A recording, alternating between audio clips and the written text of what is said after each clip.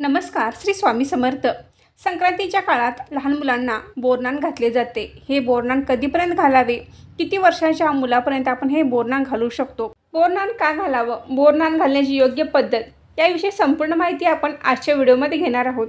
तर व्हिडिओ शेवटपर्यंत नक्की बघा आणि चॅनलवर नवीन असाल तर चॅनलला सबस्क्राईब करा. मकर संक्रांती झाली की वेध लागतात हळदी कुंकू कार्यक्रम आणि लहान मुलांचे बोरनान करण्याचा.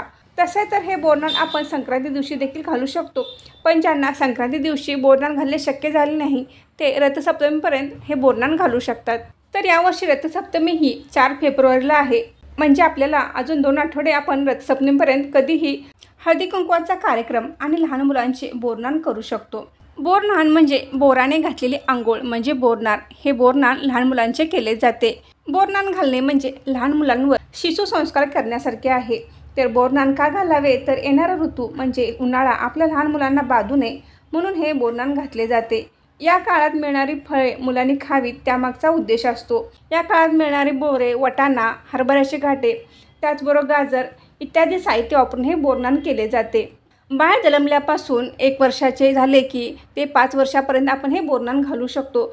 तर बाळ जर 1 वर्षाच्या आतील असेल तर बोरनान घालावे का, तर आपण आपल्या मुलांचा कौतुक सोहळा आपल्याला पाहायचा असतो तर आपण हे घालू शकता. ज्यावेळी आपण हे बोरनान घालणार असाल त्यावेळेला आईने बाळाला मांडीवर घेऊन हे बोरनान घालावे, कारण बोरे किंवा इतर जे साहित्य असते ते बाळाच्या डोक्याला लागू नये यासाठी बाळाच्या डोक्यावर रुमाल किंवा हात ठेवून हे बोरनान घालू शकता.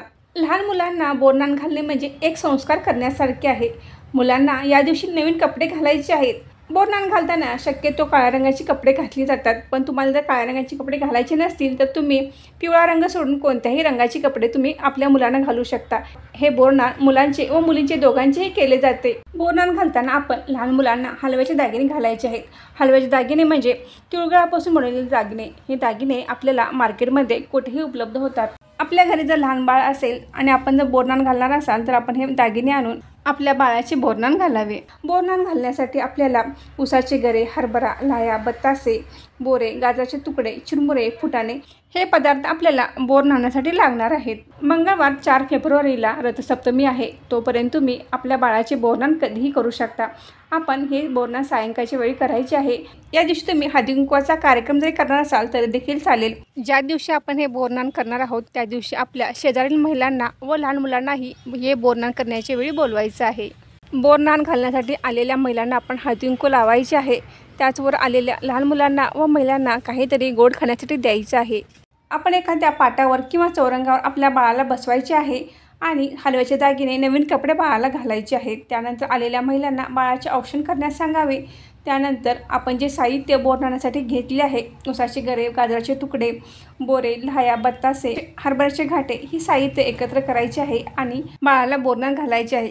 आलेल्या प्रत्येक महिलेला आपण बाळाला औक्षण करून बोरनान घालण्यास सांगावे.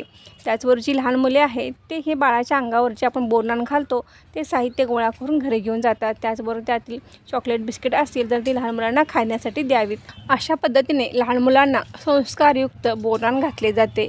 तर आजचा व्हिडिओ इथे संपवते. आजची माहिती कशी वाटली हे कमेंट करून नक्की सांगा. व्हिडिओ आवडल्यास व्हिडिओ लाईक करा, शेअर करा आणि सारिका भक्ती विश्व या यूट्यूब चॅनल सबस्क्राईब करा. धन्यवाद.